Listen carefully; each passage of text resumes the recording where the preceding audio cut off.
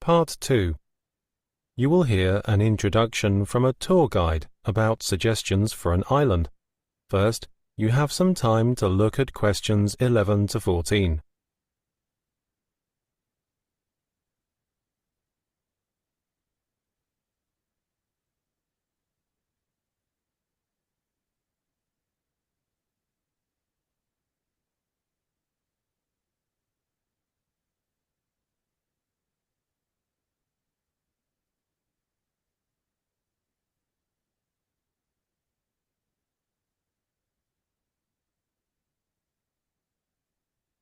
Now, listen carefully and answer questions 11 to 14.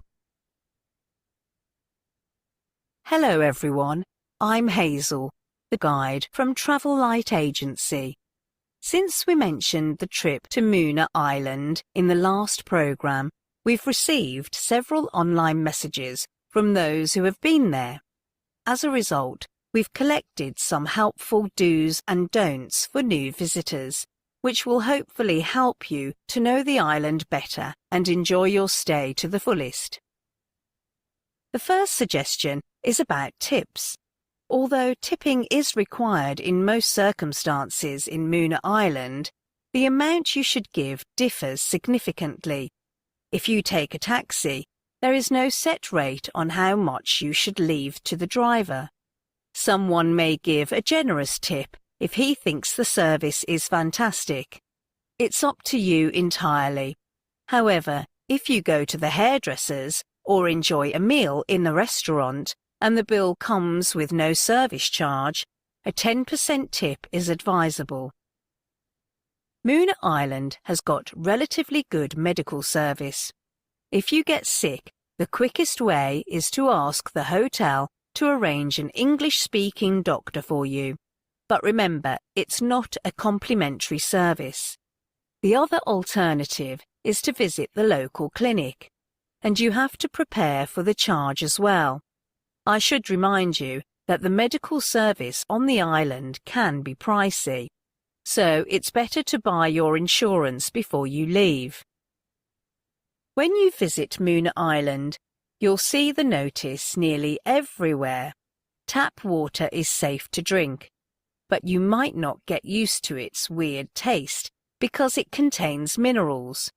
In this case, you can buy bottled water sold in every shop, but you'd better make sure the sealed lid is untouched, as the locals often put tap water into the bottle. Before you hear the rest of the talk, you have some time to look at questions 15 to 20.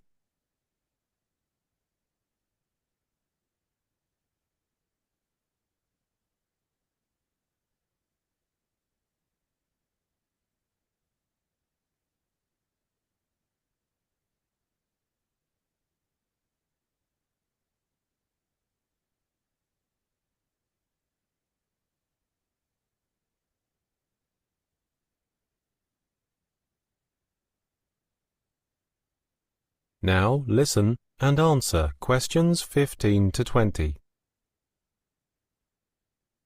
Then I'll focus on transportation in Muna Island. The bus is the most commonly used means of transportation for local residents. Although there aren't many bus lines, they're always on time. However, some people complained that the road was so bumpy that they even got nausea and dizziness. As a result, it's not a good choice if you want to sit peacefully and relax on the way. And another thing is, before you jump on the bus, inquire of the driver about where the bus will go. Unlike most cities, here in Muna Island, you cannot find the destination shown in front of the bus or at the bus stop. Maybe you found the bus service is not so enjoyable. In that case, you can always rent a car. If you choose this way, I advise you to prepare well beforehand. Although some taxi companies provide car rental services, many visitors sometimes find nobody answering the phone. So leave this way when you are in a hurry. It's wise to compare several car rental companies online beforehand, as the price may vary a lot. Booking via hotel may be overcharged, as it contains a 10% commission, so it's also not advisable. More importantly, don't forget to check with the company what the price covers in detail, like daily rental expenses, car insurance, commission, etc. It usually includes unlimited mileage too, but fuel is excluded. If you don't want to drive, a taxi is the quickest and most comfortable way, although few are available on Muna Island. If you want to find a taxi quickly, it's not a good idea to reserve through the taxi company, as sometimes you'll have quite a wait, especially in the rush hour. The easiest way is just waving your hands on the street to stop the taxi. Otherwise, the driver will drive away directly after he drops off the guests. Oh, another thing is, I have to remind you that there is no meter for taxis in Muna Island, so before you jump in the taxi, you'd better negotiate with the driver about how much you're going to pay. For example, if you take a taxi from the airport at night, it may cost you. So confirm the price before you get in. Okay, that's all about the tips for Muna Island that I want to share today. And are there any questions?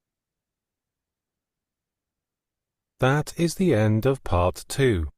You now have half a minute to check your answers to Part 2.